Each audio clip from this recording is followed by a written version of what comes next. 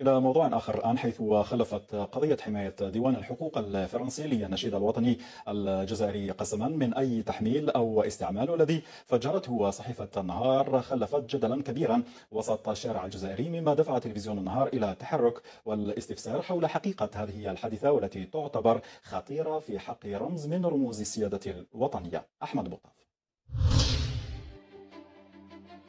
بعد الضجة التي أثيرت حول ما نشرته جريدة النهار حول حماية ديوان الحقوق الفرنسي الساسيام للنشيد الوطني الجزائري الرسمي قسما من أي قرصنة إلكترونية أو عملية تحميل غير قانونية بموجب القانون الدولي لحماية الملكية الفكرية، عرفت القضية تطورات مثيرة، أين تواصل تلفزيون النهار مع ديوان الحقوق الفرنسي لمعرفة حقيقة هذا الملف الذي أثار حفيظة الجزائريين، خاصة بعد قرار حجب فيديو بث على قناة النهار لحظة عزف النشيد الوطني بقصر الأمم غداة عرض الدستور للمسابقة. النشيد الوطني الجزائري وحسب أساسيا سجله